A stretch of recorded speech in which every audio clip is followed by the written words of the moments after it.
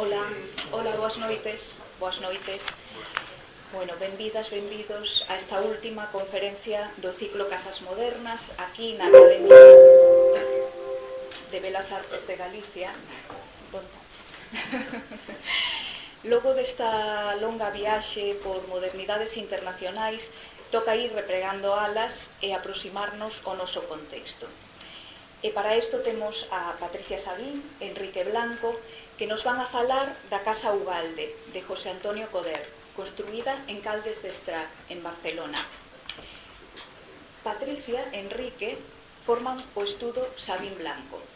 Son ambos doutores arquitectos. Estudan aquí na nosa Escola de Arquitectura, na Coruña, onde agora son profesores titulares no Departamento de Proxectos Arquitectónicos, Urbanismo e Composición. Cursan, entre outros, un máster na Universidade de Maryland, nos Estados Unidos. Como estudo, teñen gañado un bon número de concursos de arquitectura, algúns deles construídos e outros en perspectiva de selo, ou eso esperamos. Como, por exemplo, a rehabilitación do Mosteiro de Monfero ou, moi recentemente, o Centro de Investigación na cidade das TICs, aquí na Coruña, neste caso en colaboración co estudo Irisarri Piñera. Moitas grazas, Patricia, Enrique, pola vosa participación no ciclo. Cando queirades. Bueno, moitísimas gracias, Luz, polas túas palabras. Moitísimas gracias tamén á Academia. A verdade é que nos enche de orgullo estar aquí entre todos vos, compañeiros.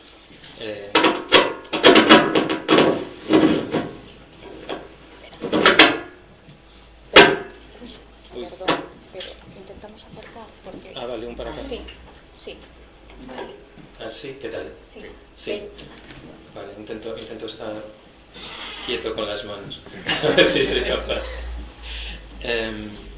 Bueno, estábamos agradeciendo el hecho de estar aquí con todos y todas ustedes y tratando de empezar a centrar un poco el disparo, porque al final cuando se nos da la oportunidad de hablar juntos de cosas que no son nuestra obra, pues como que tiene un algo especial, ¿no? Es algo que no podemos hacer habitualmente y nos encanta hacerlo. No sé si servirá mucho de aquí para allá, pero desde luego de aquí para hacia nosotros mismos nos sirve de mucho, ¿no? Es un disfrute, tendríamos que decirlo así. Es algo muy enriquecedor, ¿no? Y agradecemos la oportunidad. Esto es como esto que decían, el método conversacional. Al preparar esta charla, pues hemos conversado mucho. Le decíamos a Celestino, en principio parece que teníamos como dos conferencias, no una sola, y nos obligaron a juntarlas, a conversar, y también agradecer la paciencia que van a tener al escucharnos durante todo este rato. Entonces, muchas gracias a todos. Es cierto que la idea de modernidad, y bueno, vamos a hablar lógicamente desde la perspectiva de haber escuchado a las conferencias anteriores, la idea de modernidad es algo que nos interesa muchísimo. Se hablaba en la última de las conferencias de la cosa iluminadora de estos ejemplos que se han elegido para este ciclo, y es así, verdaderamente es así, y lo siguen siendo. Desde nuestros ojos contemporáneos seguimos aprendiendo de todas estas casas. Por lo tanto, no podemos decir más que ojalá este ciclo dure. La cosa buena es que los ejemplos nunca se acabarán, ¿no? Y entonces siempre tendremos cuerda para seguir animando el asunto. Entonces, lo que tratamos es de aprender a mirar, más que aprender a mirar o mirar con otros ojos, que es forma de seguir aprendiendo, ¿no? Entrando un poquito en esto, desde un primer momento nos recordaba estos dos momentos que para nosotros fueron también muy bonitos e interesantes, organizados desde la escuela, desde el departamento en aquel momento, por Celestino, donde se hablaba del centenario de los maestros. En el fondo, referirse a maestros y vincularlos con sus obras y vincularlos con sus casas en esta situación en la que estamos, pues nos saldrían muchos de estos nombres, como es así, ¿no? Coder, uno de los autores de los que vamos a hablar hoy, pues tiene una relevancia importantísima y desde luego es uno de estos maestros del que celebramos su centenario hace relativamente poquito, ¿no? En el 13-14.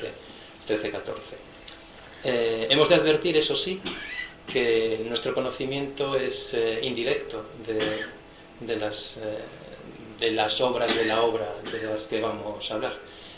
Ojalá hubiéramos podido tener un conocimiento más directo de la persona, de las personas que vamos a citar.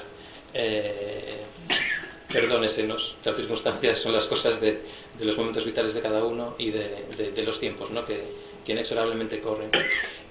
O incluso, como decía el propio Codex, que pasó temporadas en la casa Ugalde, de la que hablaremos, pues que no se vivía mal a pesar de sus defectos. Pues ojalá nosotros hubiésemos experimentado. Nos gustaba empezar con esta imagen, que es la que hemos escogido y han visto en la primera de las diapositivas. Esta imagen de Francesc Catalarroca, un conocidísimo fotógrafo, porque se refiere a esa idea de mirar, ¿no? Esa vieja idea de mirar, de enmarcar un paisaje, y por lo tanto hablar de la casa Ugalde significará, o intuimos que significará, viendo simplemente esta imagen, algo que tiene que ver con reconocer un paisaje, pensar en un lugar, en un entorno y demás. A través de esta foto podemos también empezar a pensar en lo íntimo, en lo interno frente a lo que se contrapone y está fuera.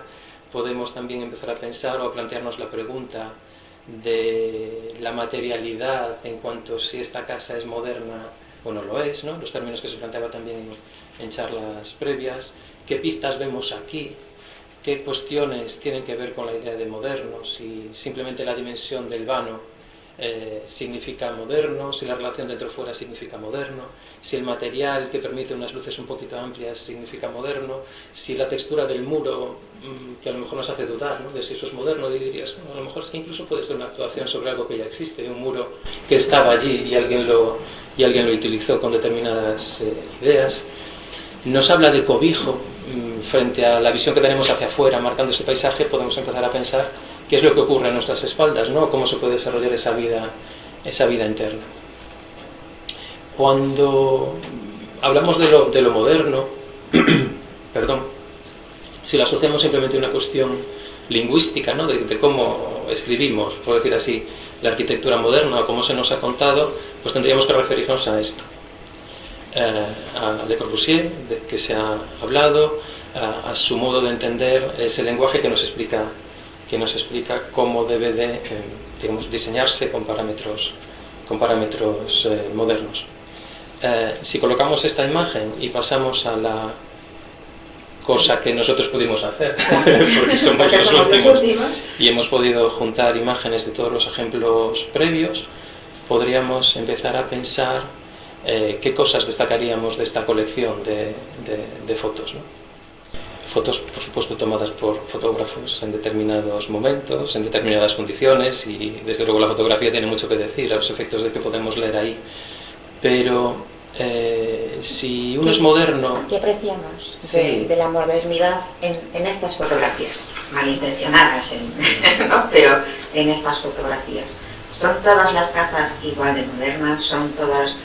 Y realmente, bueno, Le Corbusier, decíamos, estaba en la diapositiva anterior, y es la casa representativa de los principios de la arquitectura, pero hay algo que tienen en común todas ellas, y es la relación con la naturaleza, ¿no? Algunas desde un punto de vista más fuerte o más impactante, pero todas ellas. Ante esa pregunta, realmente nuestra respuesta, después de pensarlo un tiempo, decimos, no, es clara, lo que importa es la relación con la naturaleza. Y en el fondo estas fotografías creemos que lo recogen bien.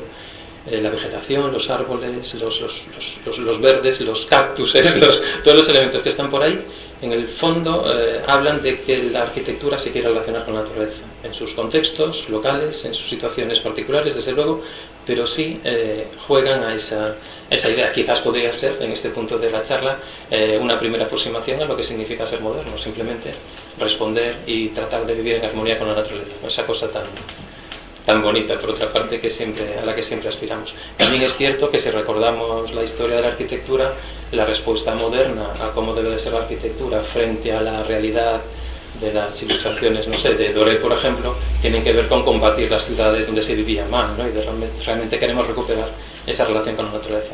Todos estos casos realmente se apropian de ella y la hacen suya como parte que juega un valor importante dentro de estas arquitecturas, de estas 9 arquitecturas que hemos ido, 8 más 1 que hemos ido y vamos a visitar. Pero para referirnos a la Ugalde, o nos parecía apropiado para hacerlo, empezar a pensar, veíamos necesario empezar a pensar el contexto, mejor dicho, los contextos. Demuelen tanto al autor, autores, porque no es únicamente Coder el autor. Coder tenía un socio, Manuel Valls, y en realidad la casa la realizan entre los dos, ayudados por el aparejador, constructor. Sabemos que no es una cosa, una sola persona, ¿no? Y teníamos que hablar de un momento pues duro en nuestro país, ¿no? Tenemos que hablar de una Barcelona de principios de siglo en la que nacen los autores, en la que uno se podía imaginar eso, pues las cabras caminando por la Rambla, o se podía imaginar las fábricas produciendo cosas, ¿no? En ese principio del siglo XX, o donde uno se podía también imaginar, ya no solo imaginar, sino pensar en el sufrimiento de la gente sufriendo los bombardeos, ¿no? del 38. Nacen en 1912, en 1913 y realmente empiezan la carrera antes de la guerra y la terminan posteriormente, ¿no? La terminan en 1940, siendo compañeros de clase y ese conocimiento los hace que trabajen juntos en un principio, ¿no? Es cierto también, y nos parecía importante destacarlo, que estos dos autores de la casa que nos ocupa participan de un tiempo en el que muchos de esos centenarios, digamos, tuvieron una vida con, digamos, los mismos tropiezos temporales históricos que se derivaban de estas situaciones, ¿no? Véase Fisac, véase Sota, véanse tantos y tantos nombres que estarían, digamos, en situaciones equivalentes, ¿no? Manuel Valls dice que estábamos en el mismo curso de la universidad, luego recibimos nuestros títulos y una vez que los consigues tienes que encontrar una oficina, un teléfono, una mesa, un lápiz, papel y buscar clientes. Además, con Coder nos hicimos buenos amigos. Era una persona recta y hacía buen trabajo. Nos llevábamos bien. Entonces, así empezó la colaboración. Bueno, sí, un hijo de un ingeniero, Coder, que a la izquierda, un hijo de un médico, Valls, que se quiso, bueno, iba a ser, dícese, que iba a ser médico también, doctor, pero visitó la Exposición Internacional de Barcelona, visitó el pabellón Barcelona de Mies van der Rohe y decidió desde aquel momento que realmente lo que quería ser era arquitecto. Nos parecía interesante, ¿no? Esa combinación y tantas veces que no se habla realmente del juego en equipo cuando se hace arquitectura y nos parece relevante, aunque ineludiblemente iremos tendiendo hacia la imagen de la izquierda con la figura tan poderosa de José Antonio, que realmente, sin haberlo conocido, tenía que ser realmente una personalidad muy arrolladora. Momento duro, decíamos, principios de siglo, comenzar a trabajar, ¿no? y hablar de estas cosas, ¿no? Que al final, en este inicio profesional, Coder, que en este caso hablaba de las dificultades y que doña arquitectura estaba muy bien, pero que lo importante de verdad era dar de comer a la familia, ¿no?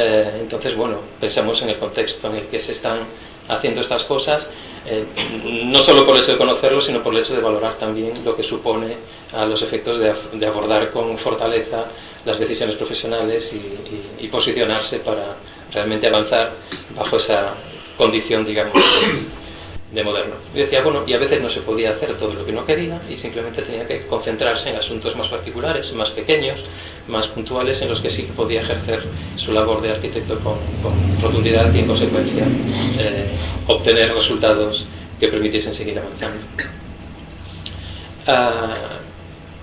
Bueno, y hay una cuestión que deberíamos decir, y es que Coder, justo en el momento que termina, no se queda en Barcelona. Exacto, sí. Él viaja y está un tiempo en Madrid con Secundino Zuazo, y eso le permite entrar en relación con muchas otras realidades, ¿no? Que amplían el abanico de ese contexto, ya no solo local, sino mucho más amplio. Y además también establecer un vínculo con la capital, con Madrid, ¿no? Que eso también que se mantiene en el tiempo, efectivamente. Y también hay cosas que se podrían decir de su formación, de su paso por la escuela, ¿no? Que él era discípulo, podríamos decir, de Jujol, a su vez discípulo de Gaudí, y por lo tanto digamos que en esa línea temporal de la escuela pues juega un papel. Aunque sí es cierto que fue un papel temporal, no fue un largo recorrido, ocupó, y bueno, seguro que hay gente aquí que sabe mucho más de estas cosas, pero la cátedra de elementos de composición, como también ocurría con Sota, ¿no? en Madrid, casi de manera paralela, y bueno, en ambos casos se dejó esa docencia. Al mismo tiempo que iba aconteciendo todo esto, antes de terminar la carrera en el 36, en un viaje a Valencia, por motivos de salud, conoce a la que sería su mujer, ¿no? Ana María Jiménez, con la que se casará con 30 años y tendrán 4 hijos, que serán también fundamentales posteriormente. También es cierto que en esta secuencia de cosas temporales, ¿no? Hay que decir que su vida fue muy rica de relaciones y de felices coincidencias de las que hablaremos después, ¿no? Grandes nombres, ahí se ven fotos con Chichita, con Boigas, con Monet, o reuniones tan importantes como esta que tiene que ver con esa reunión de Oterlo y del Tintin y de los CIA última y demás. Y también derivada de estos encuentros ya más internacionales, posiblemente sea de esas figuras centenarias el personaje como más internacional, pues dando clases en Harvard, en Cornell, si no recuerdo mal, y en alguna Pennsylvania puede ser, si no recuerdo mal, digamos, personaje que trascendió más allá del ámbito local, desde luego de una manera, diría incluso que rotunda, ¿no? Esta fotografía, la de la derecha, fue tomada por otro fotógrafo también conocido, Antoni Bernat, que lo plasmó después de una visita bastante abrupta a su casa, porque primero no lo quería recibir, y bueno, casi lo echa. Después vi una fotografía del fotógrafo de su madre, decía qué mujer tan guapa, tan bella, y entonces lo ablandó y consiguió sentarlo para hacerle una serie de fotografías. Y cuando le enseñó el fotógrafo las fotografías un tiempo después, él dijo, me has captado como verdaderamente soy. Y decía, como un perro rabioso, ¿no? Vemos esa personalidad fuerte, de persona combativa y de persona, digamos, que quería liderar, ¿no? Hablábamos antes de felices coincidencias, y hay algunas que, desde luego, a nuestros ojos son verdaderamente felices, ¿no? Un congreso de arquitectos en Barcelona. Resulta que, bueno, los arquitectos mandaban allí sus obrillas y digamos, dejaban una exposición que irían a ver, pues, los participantes en ese congreso, ¿no? Había algún invitado internacional, como figuras relevantes como Sartoris o como Gio Ponti, que aparece, por ejemplo, ahí en esa fotografía a la izquierda. Y Gio Ponti, digamos, un personaje muy relevante en Europa en aquel momento, ¿no? Dice que la mejor obra que está en esa exposición, pues es esta obra de Coderch que tenemos aquí a la derecha, ¿no? La casa Garriga Noves. Esto para Coderch debió de suponer algo fantástico, porque en realidad la fama que tenía Coderch era de un buen diseñador o constructor de chalés, ¿no? Entonces la prensa que tenía era eso, que alguien de la categoría de Gio Ponti dijese, no, es que no son chalés, esto es algo más que chalés, debió de significar como, bueno, un punto de inflexión, ¿no? Hay que decir que participó tampoco nos queremos ir mucho por las ramas, pero participó en un grupo importante, ¿no? El grupo R, donde Sostres, Moragas, Boigas, etcétera, un montón de grandes nombres de la arquitectura catalana formaban un grupo que fue y es como un referente de aquellos años, ¿no? Pero también hay que decir que el momento, ¿no? Ese tiempo, aquellos años, ocurrían, a pesar del aislamiento de nuestro país y demás, ocurrían cosas como que podía venir Bruno Cevi y visitar Barcelona y dar charlas y hablar de arquitectura orgánica. Y de nuevo esa feliz coincidencia diríamos, ya no solo es que yo piense en hacer arquitectura de una determinada manera, sino que hay gente ahí fuera de nuestras fronteras, fuera de nuestro aislamiento, que piensa de modo similar al que yo estoy pensando aquí. Y eso debió de ser, intuimos, muy relevante. O que la presencia de Alvar Aalto, igualmente, ¿no?, viniendo a dar charlas y conferencias y a visitar nuestro país y hacer imágenes y representaciones del mismo y demás, pues tuvo que ser algo verdaderamente importante, ¿no?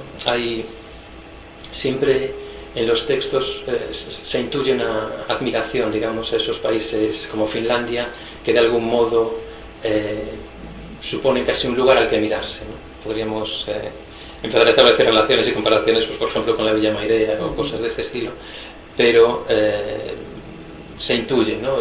Incluso hay una anécdota cuando hablan de Alvar Aalto y las castañuelas, ¿no?, que se compran las castañuelas en Madrid y se compran las mejores castañuelas de la tienda. ¿Por qué? Porque un arquitecto finlandés como Alvar Aalto, que es un buen arquitecto, a ojos de Kodak, sabe distinguir, aun sin tener ningún conocimiento previo de las castañuelas, sabe distinguir las buenas de las malas. Entonces no lo timan, ¿no? Realmente él quiere las buenas y se lleva las buenas. Bueno, hay esa admiración y ese viaje o esa capacidad de ver fuera lo que uno no tiene aquí y aprender de eso para poder, hacer mejor arquitectura. Y también un interés, ¿no?, por todo lo vernáculo, ¿no?, que es una contraposición a la vía monumental o vía más moderna, y es un punto de partida desde el que empezar a construir, empezar a operar, a trabajar. Hay otra feliz coincidencia. Bueno, decimos coincidencias, a veces estas coincidencias son buscadas, trabajadas y demás, ¿no?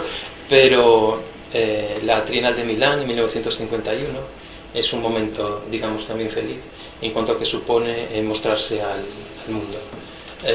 Poder diseñar el pabellón de un país, representar un país y recoger en él pues un montón de elementos diseñados en ese país, el arte que forma parte de ese país, pero también diseñar dónde se colocan esas piezas, cómo se colocan, dar una respuesta muy intencionada.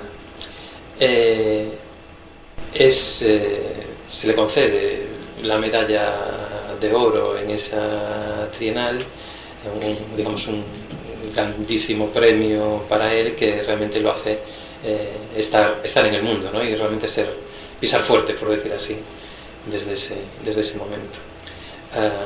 Posteriormente es invitado como miembro a los CIEM a propuesta de José Luis Sert, y bueno, empieza a contactar con Van Eyck, con Max Bill, bueno, ya desde la Trienal hasta más adelante, bueno, con todos esos grandes nombres, digamos, que permiten ir poco a poco construyendo un discurso que cada vez se va haciendo más sólido. No, realmente no estamos seguros, tampoco es importante de que Coderch quisiera ser moderno, sintiese ser moderno, pues era un hombre de su tiempo, y resultó que sus obras fueran, yo no sé si diría modernas, diría más atemporales, ¿no? Y él decía que una obra lo que ha de tener, como tenemos escrito, es serenidad, ¿no?, que ha de huir de las modas, y que dentro de la serenidad hay orden, algo que no inquiete, porque las cosas que inquietan cansan, ¿no? Esto nos parece como fundamental y realmente sucede en sus obras, ¿no? También, según va pasando los años, pues va haciendo afirmaciones que podrían ser muy duras, ¿no?, años antes. Pienso que la arquitectura y el urbanismo resultantes de las teorías de Stilg y Bauhaus y de los CIEM no responden ya plenamente a las exigencias del mundo contemporáneo, dicho en 1960. Por lo tanto, se observa que en ese contexto crítico realmente la arquitectura moderna quiere ir más allá y quiere tomar, decisiones maduras que van avanzando con los tiempos. Por lo tanto, ser moderno es también avanzar con el tiempo. O dice otras cosas como que a él nunca le gustan los monumentos, que a veces llega algún cliente y le dice, pues ya era hora, hacía muchos años que quería verle para encargarle una cosa, hágame una obra de arte. Y él decía que de ninguna manera, ¿no?, que que no se hiciese ilusiones, que lo que haría sería lo mejor posible su trabajo. Luego lo otro que pasaría una vez en la vida o no, y ya estaba, que no era cuestión de hágame, ¿no? En 1961, la conocidísima revista italiana Domus publica un texto muy conocido que se titula "No son genios lo que necesitamos ahora", que en gran medida sintetiza muchas de estas cuestiones de las que estábamos hablando, ¿no? Cómo ver la arquitectura desde una perspectiva de un autor que ha, lógicamente, crecido profesionalmente, muy condicionado por su contexto, sus contextos, que no se anda con tonterías, diríamos, en cuanto a las cuestiones de recursos a utilizar, de relación con los medios, etcétera, etcétera, y que, por otra parte, es capaz de leer en el mundo exterior, por decir así, más allá de las fronteras nacionales, referencias que le resultan útiles. Y bueno, y empieza a decir cosas como que los arquitectos han de trabajar con los pies atados a la mesa, que han de trabajar en su contexto local, que no son genios, ¿no? Como dice, que esta idea de la genialidad, no, en realidad lo de trabajar y lo de... tener oficio. Tener oficio, exacto, es lo que verdaderamente vale la pena, ¿no? Y bueno, y dice una cosa muy bonita para los jóvenes arquitectos: abre bien los ojos, mira, es mucho más sencillo de lo que imaginas, ¿no? Entonces, en realidad, las cosas están ahí, solo que hay que saber. Que detrás de cada edificio hay un hombre, no un dios, ¿no? Digamos que con estos contextos pensamos que en el fondo la arquitectura de los autores de la Casa Ugalde se fundamenta en unas ideas que vamos a intentar describir de manera sintética. La primera de ellas es lo de aprender a mirar y ver las oportunidades de la ubicación. Él decía, que no creemos que sea totalmente cierto, pero decía que él nunca iba a ver el terreno en el que tenía que hacer algo. Después sí, pero lo primero que hacía era encargar a un topográfico. Se estudiaba el topográfico y luego iba. Bueno, a eso lo podemos creer hasta cierto punto, ¿no? Pero bueno, era lo que él decía, ¿no? Y sí es verdad que en sus planos siempre aparecen las curvas de nivel perfectamente marcadas y se reconoce como un conocimiento real del terreno, ¿no? De alguna manera es algo que persigue todo este trabajo, sobre todo en esta escala de vivienda, esa obsesión por querer adaptarse, ¿no?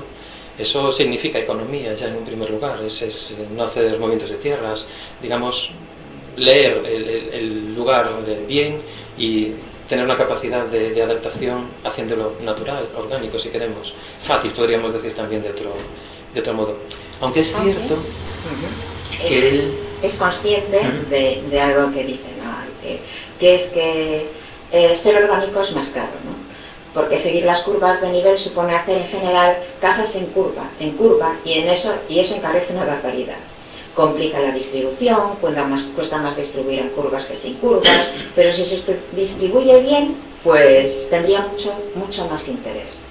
Lo que ocurre es que no puedes hacer normalmente pues todo siguiendo las curvas de nivel, porque sería carísimo y también sería mucho más difícil. Y hay algo que también dice, que es que si el presupuesto que le dan se dispara demasiado, él siente que ha fracasado, ¿no? Entonces tendríamos que hablar con algún arquitecto contemporáneo ahora para ver cómo dice. Se puede disparar un poco, pero hay que atender a las condiciones reales de la vida de cada uno, ¿no? Hay otra cuestión que nos parece interesante y es el hecho de la forma no es algo preconcebido, sino es algo que se descubre, por decir así, o dicho con nuestras palabras. Quiere ello decir, cuando uno ofrece una determinada forma y esa forma es fruto de un proceso de investigación, de búsqueda, ¿no? Para simplemente a veces encontrar la mejor organización funcional.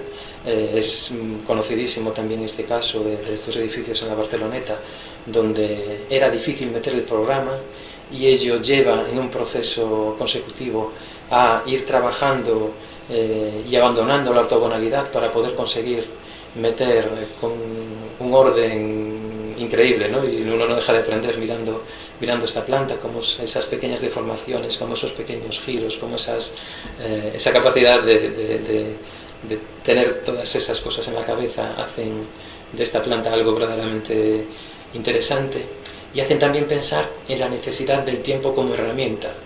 En cuanto a que él, y hay muchas anécdotas al respecto, habla de que se necesita tiempo para pensar los proyectos, ¿no? Es algo que inevitablemente necesitas, porque ese tiempo te va a permitir alcanzar las mejores soluciones, investigar las mejores soluciones y buscar el mejor modo de resolver las cosas. Y no solo dibujar, sino también borrar, ¿no? Alguna imagen de esta obra, que por otra parte nos ofrece situaciones estupendísimas, ¿no? Situaciones de encuentro entre esa fachada con estas digamos, estos espacios intermedios entre el interior y exterior, con esquinas que se rompen, como una gran cantidad de cosas que podríamos directamente asociar a lo moderno sin más, pero que en realidad pueden también contarse como un proceso evolutivo en el sentido que lo estábamos diciendo.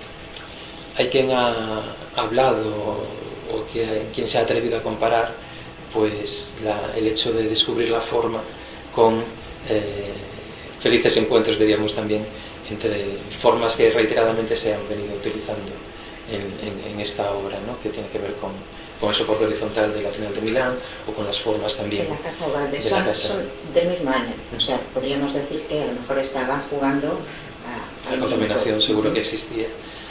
Y también hay que decir que con la evolución temporal, ¿no? Pues que poco a poco el autor se va soltando, en el sentido de que la forma va cobrando cada vez mayor relevancia, ¿no? Esa pérdida de la ortogonalidad y esa pérdida de las líneas horizontales y verticales, para dar solución a cosas que interesaban, ¿no? A que las esquinas no sean lugares abruptos, sino que sean lugares casi de continuidad, a que la profundidad en este edificio Girasol, por ejemplo, en Madrid, ¿no?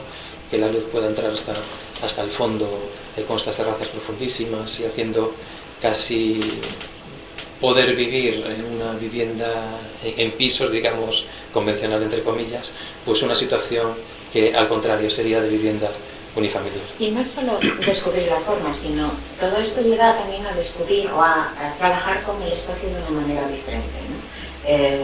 El darle a todas estas viviendas como viviendas, ya sea en piso, viviendas ya sea unifamiliares, pues le lleva a marcar ciertas visiones y ciertos recorridos que lo hacen mucho más amplio. Y hay algo muy interesante también, que es el que él trata o intenta dar a los pisos, apartamentos, la misma importancia que a las viviendas unifamiliares.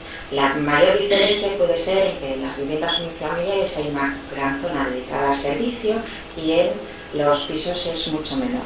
Pero veíamos antes las viviendas de la Barceloneta, esta que tenemos aquí, y decíamos, claro, empezó a trabajar con la forma de un modo diferente. Hay que decir que primero lo intentó desde el punto de vista ortogonal, mucho más clásico, ¿no? Y no conseguía meter lo que le pedía la promoción. Es más, me cuenta que un amigo de él que distribuía muy bien le dijo, no, esto te lo saco yo en una semana. Pasaron 3 semanas y volvió y le dijo, no se puede sacar, ¿no? Entonces, sí, es algo que se repite en su obra, ¿no? Hay diferentes ejemplos donde el hecho de aparecer diagonales, líneas que no son horizontales y verticales, por decir así, están planteando juegos siempre muy interesantes. Y viviendas de 60 metros cuadrados, como son algunas de estas, pues parecen viviendas de 120 metros cuadrados, ¿no? Porque consiguen que la sensación no es hacer algo más grande o más pequeño, sino que el espacio pues te dé la sensación de que es mucho más grande, o puede ser un espacio muy grande que te comprima y resulte mucho más pequeño. Esto es el acceso a la vivienda, siempre uno accede y tiene la visión hacia el exterior, de manera clara, no hay nada que lo interrumpa. Esto sería un volumen que se construiría en una manzana con piezas repetidas todo alrededor, y eso permite, digamos, una disposición absolutamente poco convencional, ¿no? En todo esto, claro, si hablamos de cómo hace las cosas, podemos decir que tiene una forma de construir una nueva tradición, más que una modernidad. Esa fotografía que aparece ahí es de un viaje que hizo, es un fotomontaje de él, en el que dice que descubrió que realmente las cosas estaban bien hechas, ¿no? Entonces, ¿por qué no iba a lo que está bien hecho tratar de incorporarle lo bueno que tenía su época, ¿no? Eso tiene muchísimo que ver con el uso del material. O sea, no hay un desprecio por ningún material por el hecho de ser simplemente tradicional. Al contrario, si funciona bien, si resulta que hacemos cubiertas de teja y han funcionado bien siglos atrás, ¿por qué no lo vamos a utilizar? Porque si un muro de carga es posible ser utilizado también desde el punto de vista contemporáneo, pues desde luego lo podemos utilizar. ¿Por qué vamos a cargar las tintas en las nuevas técnicas si quien mucho hierro hierra? Que era una de las frases que repetían, ¿no? Pues, y también viene de su preocupación por el presupuesto, por el conocimiento de los distintos trabajos, porque los trabajos se hiciesen a kilómetro cero, digamos, ¿no?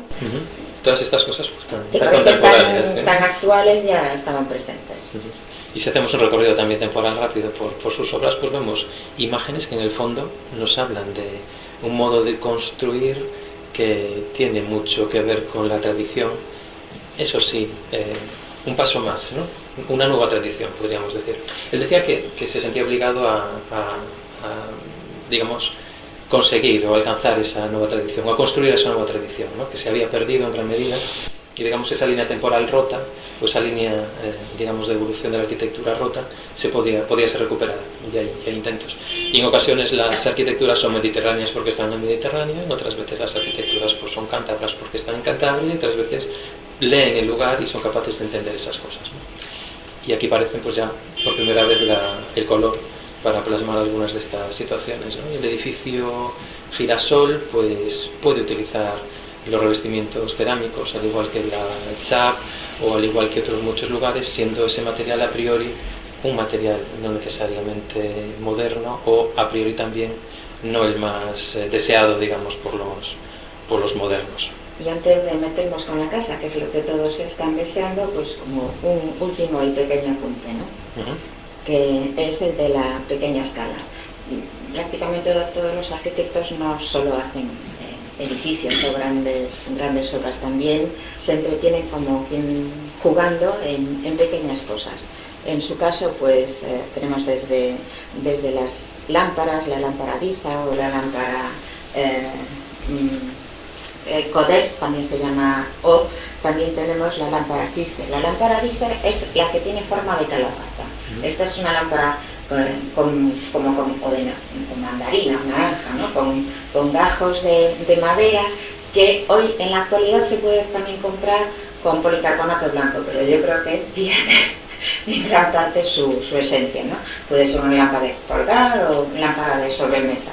La lámpara Kister la hay con 3 círculos diferentes, o la hay con 5, ¿no? También para colgar o también de pie o de sobremesa. Entonces son como pequeños entretenimientos o cosas mucho más prácticas del día a día, ¿no? Porque pues coger si tienes una chimenea, la necesidad de llevar la leña. Bueno, coger simplemente una tela, o en este caso un pedazo de cuero, y que te sirva para llevar la leña de revistero, etcétera, pues parece estar afinado. Hemos de decir también, antes apareció y no hicimos mención a él, un batidor.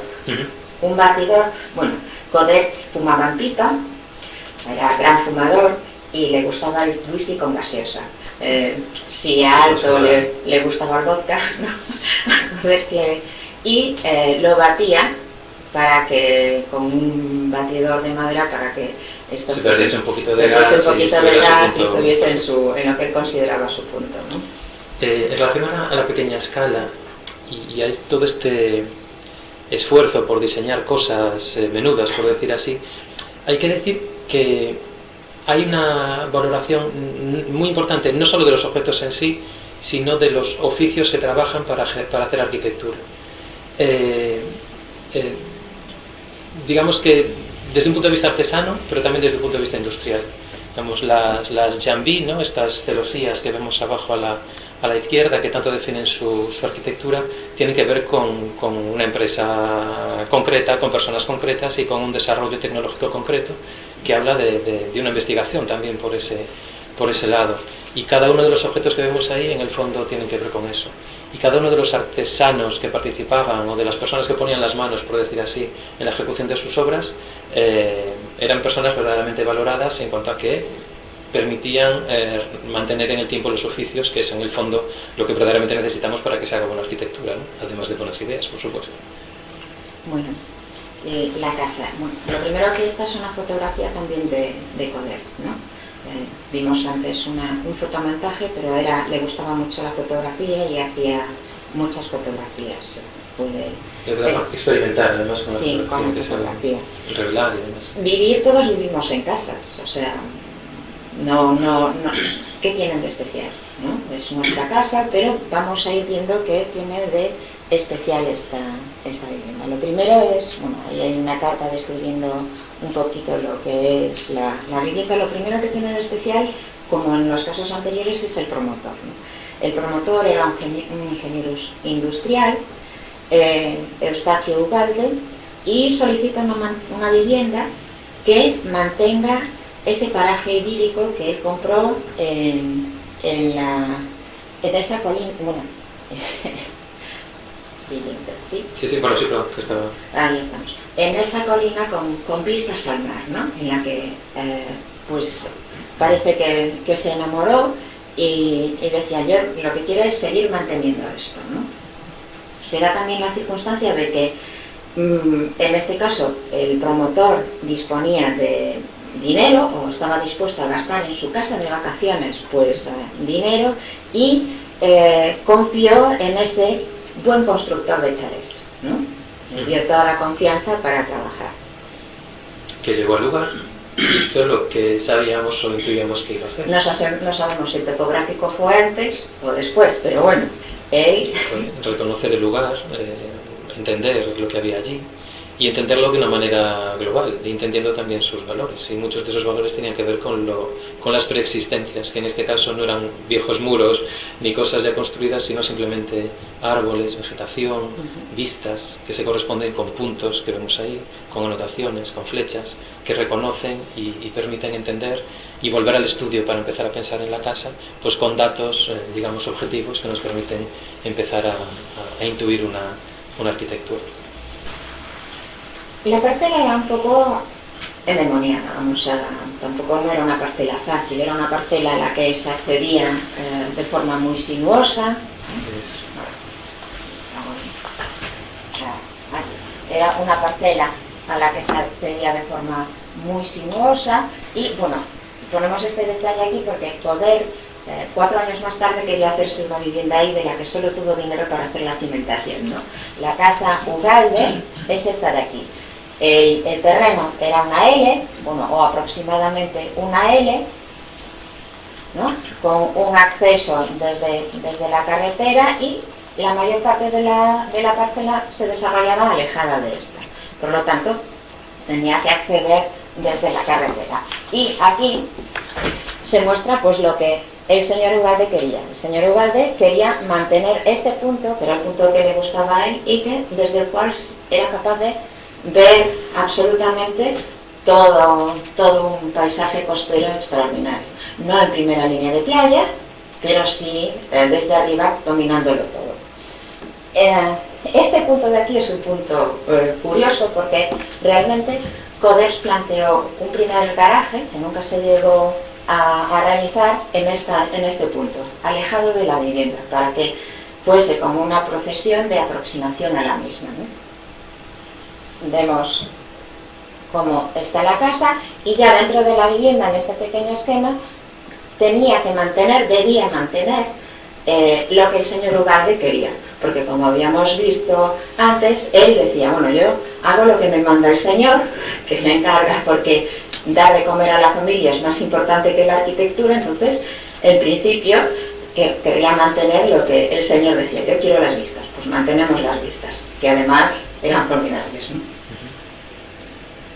Bien. Sí, podemos empezar a ver un poco esas ideas de las que ha hablado Patricia, ¿no? De la idea de aproximación en torno en paralelo con el muro, y empezar a hablar de cosas como las funciones y cómo se organizan esas funciones. Claro, no es la primera casa que hace.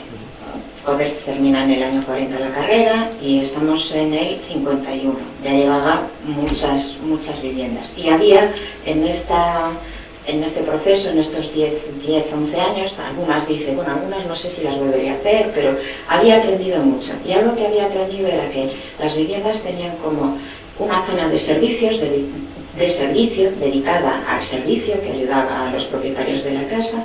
Tenía una zona pública, que era la zona de estar, y tenía una zona privada, ¿no? Una zona privada que son la vivienda, los dormitorios o las habitaciones de los propietarios, los hijos, etc.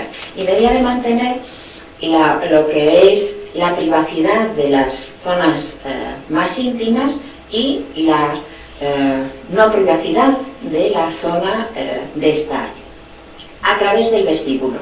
Entonces el vestíbulo se configura como un espacio en el que tú accedes y se intuye o se muestra ya el estar, en este caso no solo el estar, sino, o el estar se amplía al exterior, como veremos, sino, y también al mismo tiempo como resguardar las otras zonas, la zona de servicio y las zonas de dormitorios. En este caso la zona de servicio se repliega.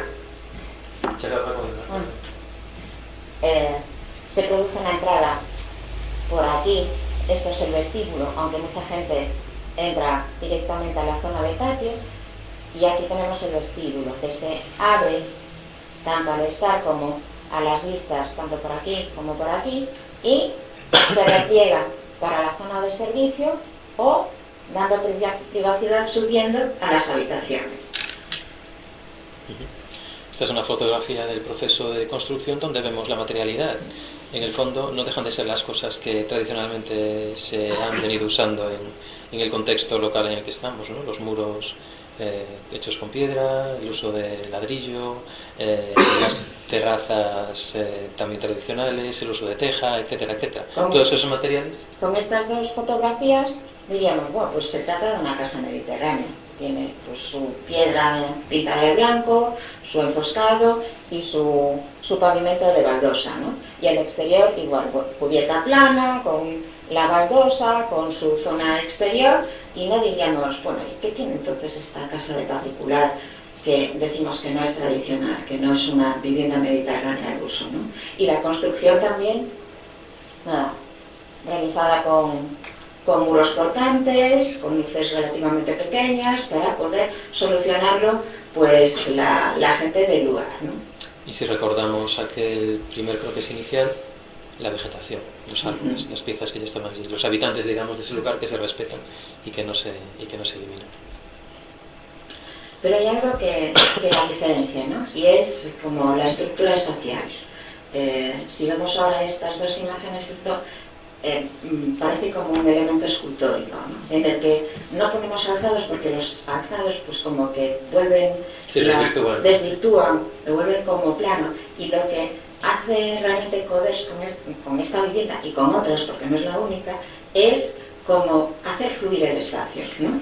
Es algo que, pero mantiene algo que es interesante, mantiene el exterior, sigue siendo exterior, y el interior claramente diferenciados, lo público, público, entre comillas, lo que los visitantes pueden ver o lo que hasta dónde quiere ofrecer sigue siendo así, lo privado, y lo que sí se hace más curioso es la relación interior-exterior, ¿no? Porque hasta dónde estamos fuera y hasta dónde estamos dentro. Con ello, y aquí ya aparecen fotografías en color, nos vamos aproximando a la Es un recorrido por la casa, desde el exterior, nos vamos acercando por el muro, esto que decía, vamos a dejar el coche fuera y vamos acercándonos a la vivienda a través del muro. El muro que zigzaguea entre la vegetación, los árboles, se va apartando de ellos para respetarlos, y nos vamos con ella acercando a la vivienda. También cuando nos acercamos, pues parece que se cierra, ¿no? Cuando estamos ya, ahora estaríamos, bueno, estaríamos por aquí en este punto y parece que se puede cerrar o dando la vuelta al muro para entrar, ¿no? Pero no se cierra. Aparece una pequeña escalera que nos permite acceder ya desde el exterior al nivel superior, en la imagen de la derecha, y vamos poco a poco girando en torno a la geometría de la casa. Primero vamos viendo la vivienda y ahora esto es lo que iríamos viendo. Un recorrido por aquí, hasta aquí. Observamos elementos en voladizo sobre el paisaje, observamos espacios exteriores cubiertos, observamos pavimentos que se prolongan más allá del límite cubierto, observamos, digamos, un montón de situaciones que enriquecen, digamos, esa vida o esas vidas que se puedan producir. Lo que realmente ofrece la casa, ¿no? Que es la vista que el señor Ugalde pues quería mantener desde prácticamente cualquier punto de la misma.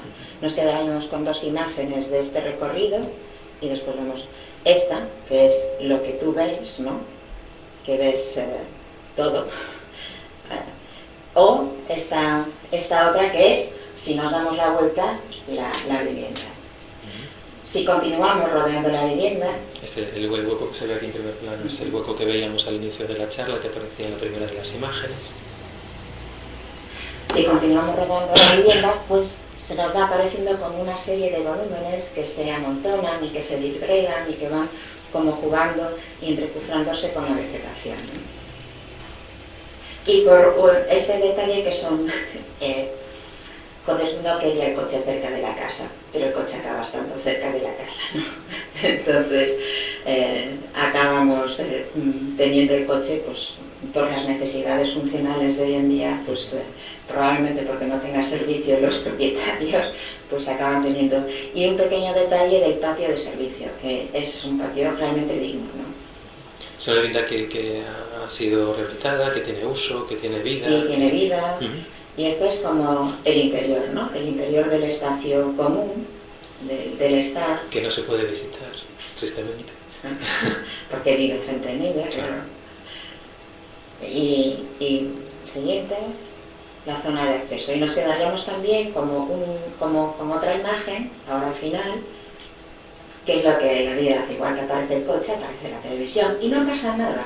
Quiero decir, la casa sigue manteniendo absolutamente su dignidad, no sucede nada, ¿no? Vamos a poner un fragmentito, 2 minutos para que se vea. Un recorrido.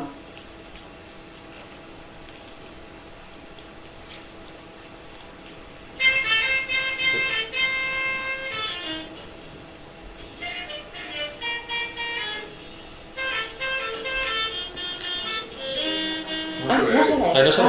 Ahí va. Perdón. A ver. Sí, espera. Estábamos haciendo el tiempo. Vamos, ya está. Perdón.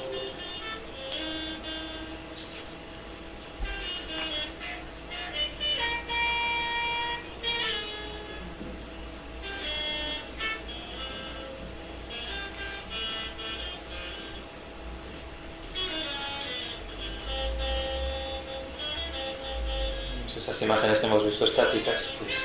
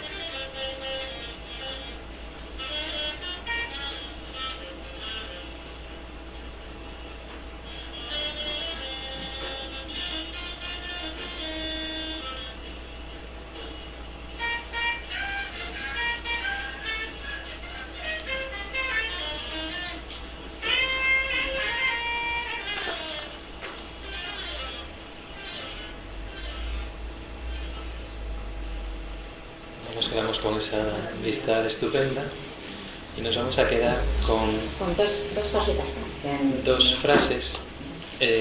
La primera de ellas es de Coltrane, del músico que estaba tocando en esta visita, que dice que cada nuevo disco debe ser distinto del anterior y que detesta volver atrás, que pensamos que probablemente sería una frase perfectamente atribuible a los autores de esta casa.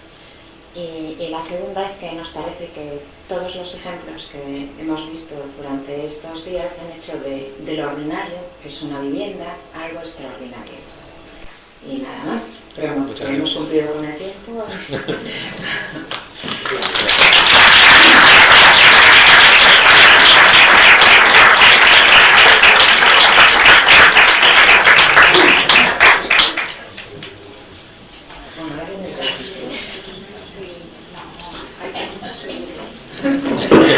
Muchísimas gracias, Patricia, Enrique.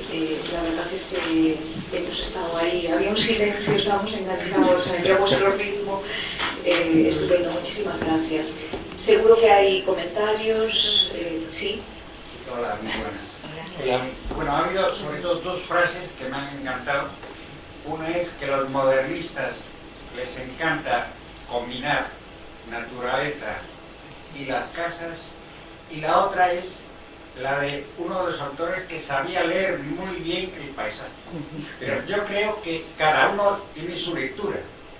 Entonces, a veces habrá que llegar a una síntesis, no solo entre los dos autores, en este caso, que me imagino que a veces también tendréis algún problema vosotros, Seguro. sino que también casarlo con el propietario, porque el propietario puede tener otra lectura diferente, ¿no? Sí. Entonces, ¿cómo se resuelve?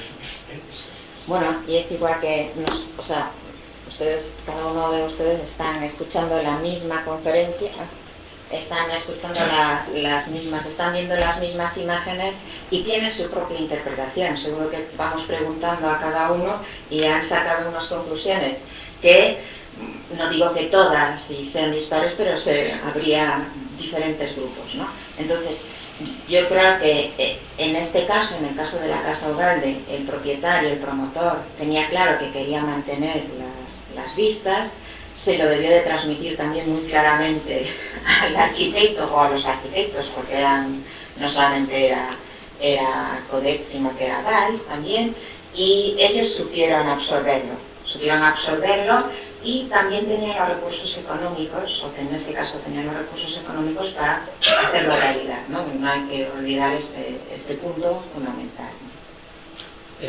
La propia vida del proceso constructivo y de obra muchas veces ayuda a que se establezca esa complicidad entre quien diseña y quien requiere, por decir así, como propietario. Creo que, por lo que conocemos y hemos visto y leído, es un caso, podría ser casi un caso paradigmático en el que en el proceso de construcción de la obra perdón, se tomaron decisiones in situ que permitieron acercar y hacer confluir esas dos visiones. Pero siempre es una lucha y una pelea por todas partes. Sí, sí. Segurísimo. Pero esa complicidad es muy importante para el entendimiento y demás, para llegar a confluir, ¿no?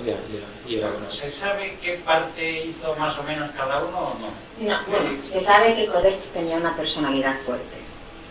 Se sabe que cuando el hijo de Manuel Valls estudió arquitectura y dos de los hijos de Codet estudiaron arquitectura. Cuando los hijos fueron arquitectos, se incorporaron a los estudios porque se separaron, ¿no? En ese momento. Hasta ese momento, pues todo más o menos bien, pero en ese momento se sabe que se separaron. No sé, seguro que hay más cotilleos respecto a eso, Pero bueno, la obra central, digamos, de Codet, yo creo que va siempre de la mano de Valls. La arquitectura es un juego de equipo y muchas veces nos animamos al poner nombres propios y eso a veces incluso desde un punto de vista mercantil o de difusión y demás pues puede ayudar, pero la arquitectura necesariamente, se ha dicho en muchas de las conferencias previas, es un juego de equipo donde y se ponen muchas también manos. es cierto que aunque uno tuviese una personalidad más fuerte que el otro, ¿no? Probablemente sin el que está detrás, no saldrían las cosas igual, ¿no? Se habla mucho también del señor Sanz, creo que era la persona que pasaba los croquis de Coder, que los pasaba, los delineaba, ¿no? Hoy en día estamos muy habituados a dibujar directamente quien diseña, pero antes no era así. Y claro, todas esas personas deben ser necesariamente reconocidas porque tenían un papel importantísimo para que las cosas salieran adelante, ¿no? Y hay que pensar también que la producción de los estudios era mucho más limitada que lo que puede ocurrir ahora con los grandes despachos, ¿no? Y tenían más tiempo. Y iba a Y contar menos eso. normativas. No sé si hemos respondido con esto. Sí, por ahí más comentarios. O vamos a cenar. Sí, hay hoy muchos estudiantes aquí. Sí. ¿Algún comentario? Sí. Bueno, estas cosas son una delicia, ¿verdad? Son una delicia por tres motivos. Uno, porque el tema y esta casa es tan extraordinaria que realmente recorrerla es una gozada, ¿no? Es también otra delicia y otra gozada porque hemos tenido muy buenos cicerones, ¿no? Entonces el cariño que Patricia y Enrique han puesto en desmenuzar los entresijos de todo esto, pues verdaderamente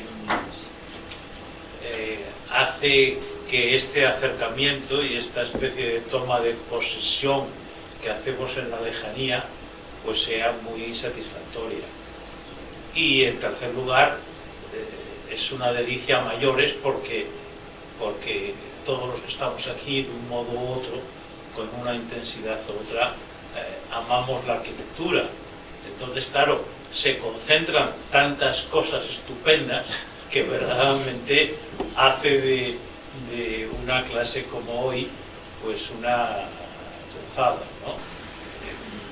Para mí particularmente tengo que transmitiros que estar sentado escuchando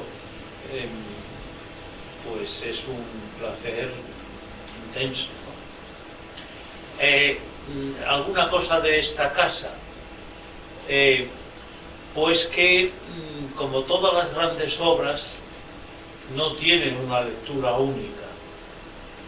Se superponen una cantidad de intenciones que verdaderamente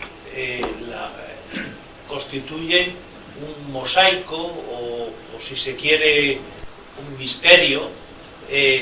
Y esa es la labor fantástica del arquitecto, que es capaz de sintetizar y superponer tantas intencionalidades.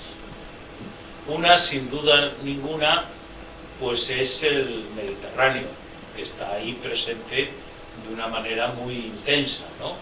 ¿A través de qué? Pues a través de los encalados, a través de la disposición de la casa sobre el terreno, sin apenas tocarlo. Otra cosa es el sentido espacial, otra cosa es el sentido del paisaje, otra cosa fundamental es la materialidad, ¿no? De qué manera hace vibrar esos materiales, ¿no? Cómo esos muros, cuando son de piedra, están estupendos, pero cuando están encalados y las superficies se vuelven un poco rugosas, se vuelven reverberantes al sol, pues claro, es que pararse en una pared de esas ya es estar en un cuadro y claro, de ahí irse a Tapies, que estaba al lado, y que además eran muy amigos, porque Tapies le encarga una casa en un momento determinado y se la debe pagar generosamente, y no con cuadros, sino con pasta, que le saca él de un apuro económico. Pues claro, son tantas cosas las que están encima unas de otras, que realmente, bueno, si queréis volvéis a repetirla y empezamos No lenguaje, podemos ¿no? hablar de Porque otras, porque estos días estos días, no días, semanas, incluso meses, ¿no? O sea, hemos estudiado y cada vez más. y para que no todo sea tan serio, hay que decir que no sé si las lenguas de doble filo o las falsas amistades o las amistades conocedoras de interioridades, parece que el señor Coder estaba muy prendado de la señora Oda. Bueno, esos son cotilleos, ¿no? Esos son Son cotilleos, pero Esas lecturas se pegan. Esos son Sí, sí. son cotilleos que a veces también explican el desvivirse, ¿no? Porque no todas las obras son iguales, con unas te encariñas más y por algunos motivos.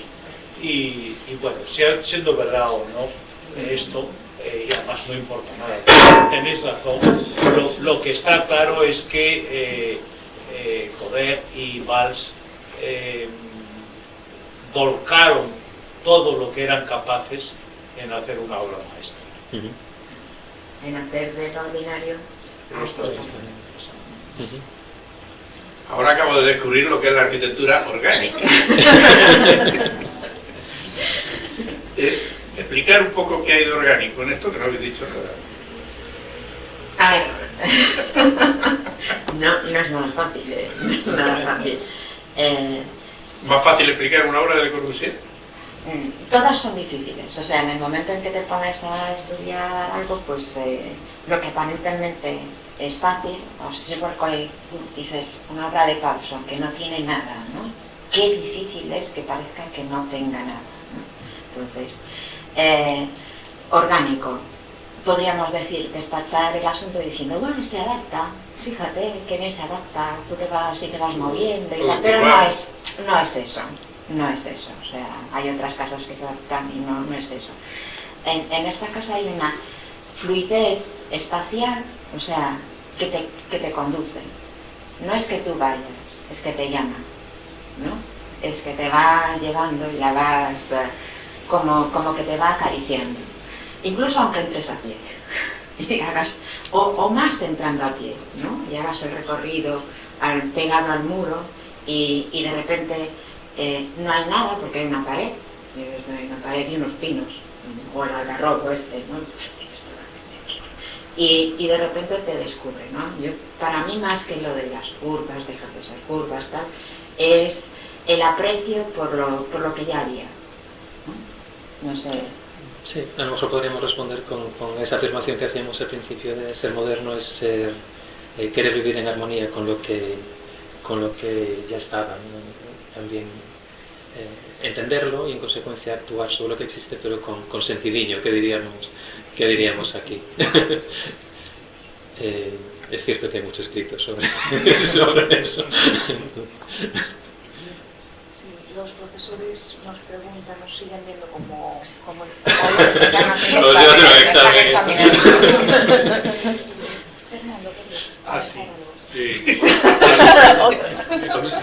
A mí me ha gustado mucho la charla de la Ugalde, os felicito por eso, pero me llama mucho la atención que en toda la exposición se ha cargado el acento en esta idea posibilista, modesta del arquitecto que resuelve problemas de una manera pragmática, y en ningún momento se ha señalado una de las condiciones fundamentales de esta casa, que es la belleza.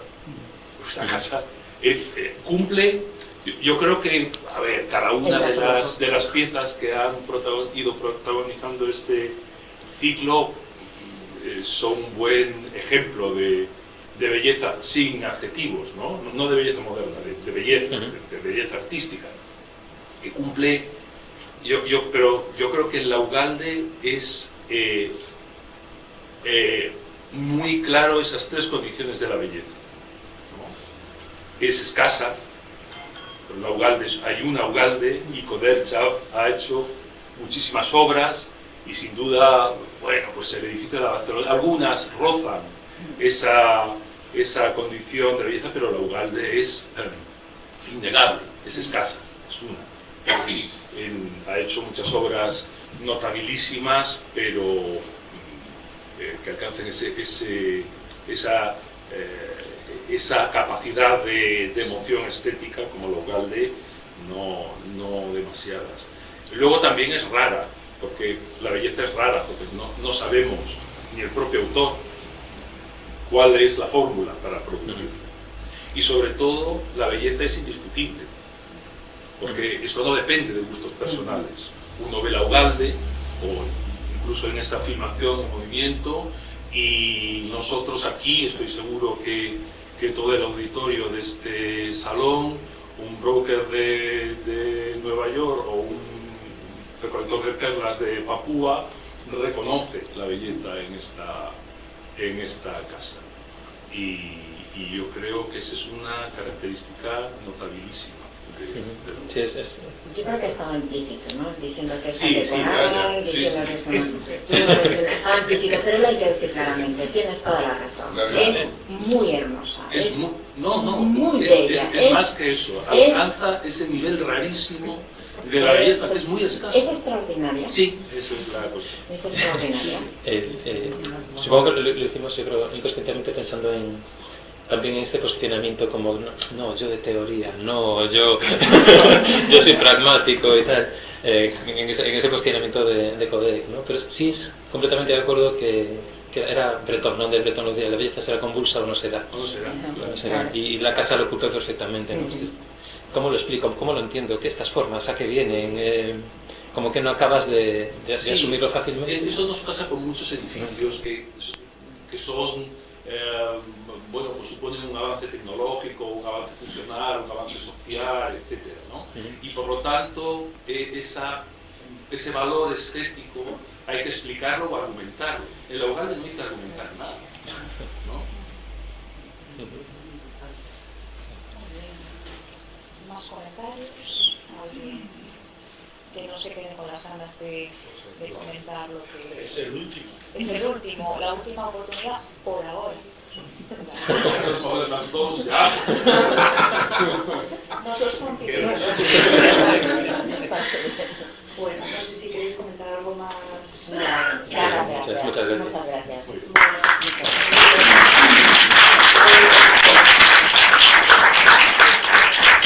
Pues nada, pues yo también dar las gracias, es la última conferencia de este ciclo, con lo cual tengo que agradecer a la academia, tengo que agradecer a la gente de la academia que nos está aquí ayudando continuamente y nos aguanta muchísimo con mucha paciencia. Tengo que agradecer a todos los ponentes, que además hoy coincidimos aquí todos, y que, bueno, tengo que agradecer vuestra generosidad por contarnos aquí todas estas cosas estupendas que hemos ido viendo a lo largo de estas sesiones. Pero tengo que agradecerles especialmente a ustedes su presencia. Veo caras ya que no paso lista, pero que han estado día tras día aquí con nosotros, y tenemos que agradecerles que nos hayan dejado hablar de arquitectura, con lo que eso nos gusta. Esperamos que hubiesen sido conferencias de su interés, que hubiésemos contribuido a la comprensión de estas obras, pero especialmente que hubiésemos hecho que puedan disfrutar de esta maravillosa arquitectura. Y nos lo están pidiendo, yo he oído por aquí, podríamos hablar de otras casas, esto nos viene dado, así que tomen nota.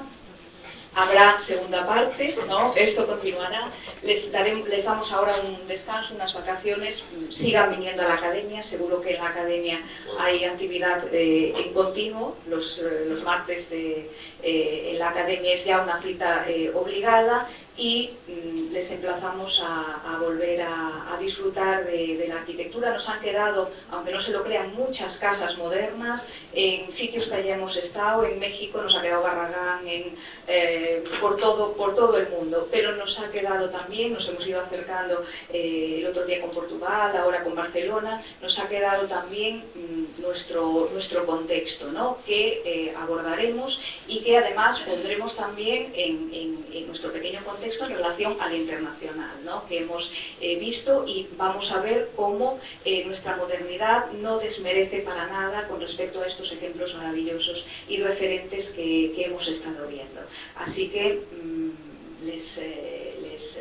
estoy generando grandes expectativas y esperamos cumplir. Muchísimas gracias.